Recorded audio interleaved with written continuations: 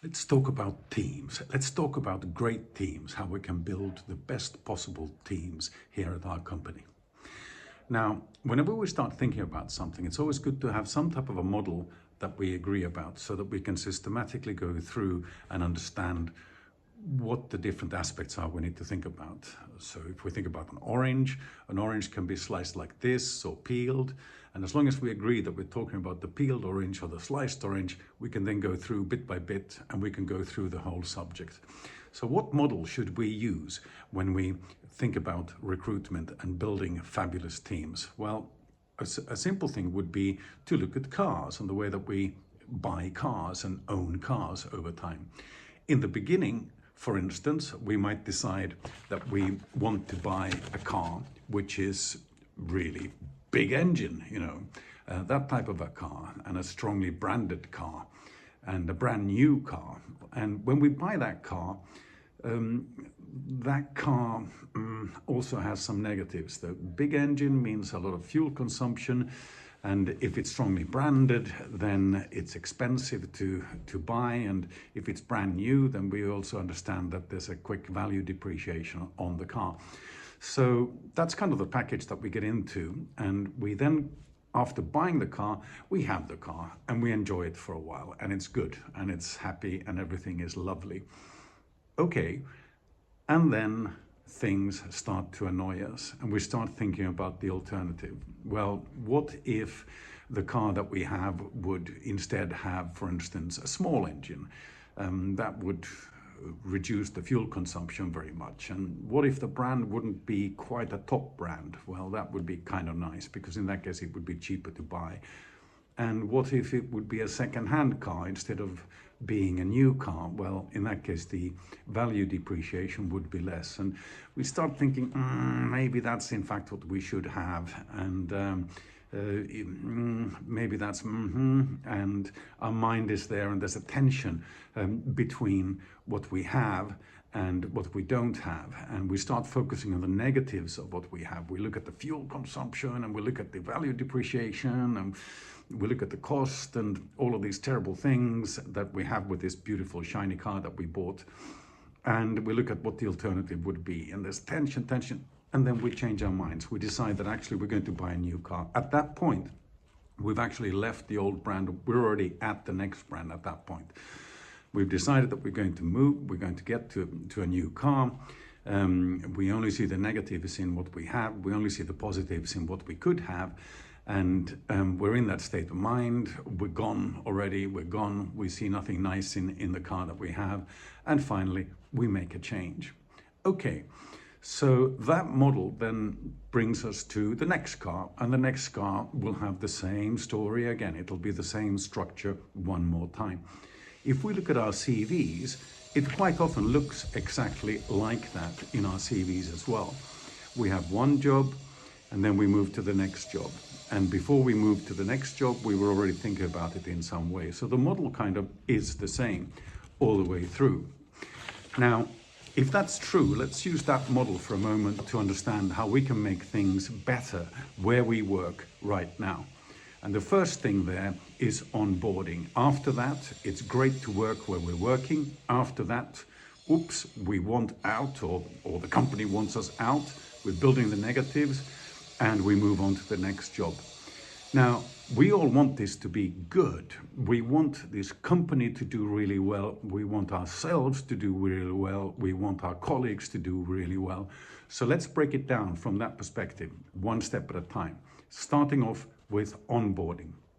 First of all, when we try to find new team members to join our teams, think hard about where that talent pool is from which we can find these great people. Sometimes it's via networks, via colleagues. We know people via our work. So each one of us has a talent pool that we can reach into. And those are often really good ways of finding new candidates for jobs.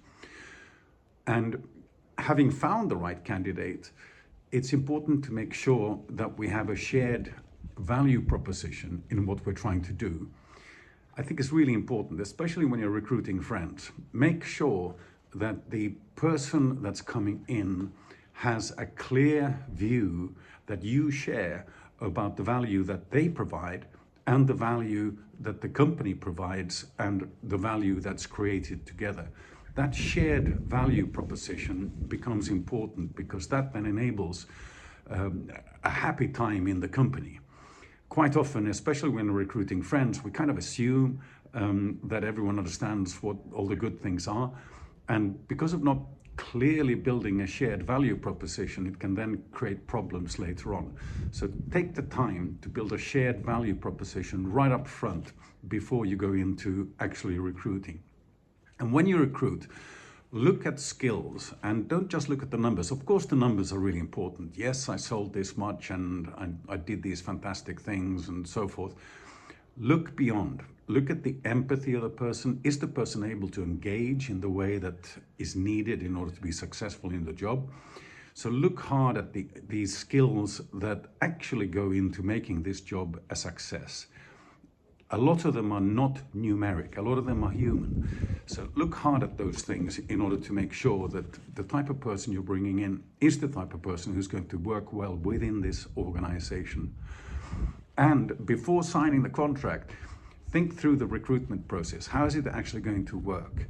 Will the person get a PC on time, phone on time, everything else that's needed on time? Make sure that the recruitment process is great, really nice and slick, because there's only one chance to make a first impression, and that recruitment process is the first impression. Make sure that everything is aligned so that the experience of joining the team is a positive one. That is really important. Finally, fair pay. People want to have clear statements about how the pay will be structured. Are there commissions? How do the commissions work? It needs to feel fair from the beginning. If it doesn't feel fair from the beginning, it will come back and bite. So get it right up front. Be transparent and honest about what the deal is that you're asking people to enter into. That brings us into the wonderful stage where this new team member is on board, is within the team. And there should be a sense of pride about it. And there is a sense of pride about it if you have a shared value proposition, because you can feel proud to be part of this company. You can feel proud about working with these people. And each person that works with this new employee can feel proud about having this person as a team member. And that's the way it should feel. That's a really good thing. I think pride is a big element of being happy at a workplace and therefore being a fantastic team member, someone that everyone wants to work with. Trust is another big thing. You need to trust the person that's been brought on board, and the person that's been brought on board needs to trust you, needs to trust the business. That's achievable. Just be fair, open, and transparent, and trust can be achieved. And with that comes friendship, because we work shoulder to shoulder to make this successful. And if that's what we're doing, then being friends with the people that you work with is a rather handy thing. It's fun to work with people that you like. So build on those relationships and make them strong so that everyone feels that they're part of the team, so that we can all contribute to good results. We are all measured on results. So pride, trust, and friendship leads to great results. And we do want those results as evidence that everything is working. If the results are not coming, there's a reason, and that's a problem. So the results come from pride, from friendship, and from trust. So let's make those results happen together, and that makes it fun to work together. Also, it's really important within any team to be consistent. So we don't care what hairstyle people have. We don't care if they have long nails on their fingers or short nails. We don't care about anything like that. We only care about team members where it's fun to work with them. They're good friends. There's pride and there's trust and good results. That's what we care about. So be consistent in the way that you treat your colleagues. Help everyone, regardless of who they are. Make sure that everyone achieves as a team member. That's what we want. That makes a really great place to work, those things coming together. And that's the way that we can win together. Now, On the other side of that, there's a risk that things don't work out. Further on down the line, there's a risk that things don't work out. And if things don't work out, one of the first indicators is that there's a loss of engagement. You can see it, you can feel it in the body language. You can feel that, yeah, the engagement is not there, the love is not there, the warm feeling is not there, and the performance begins to dip.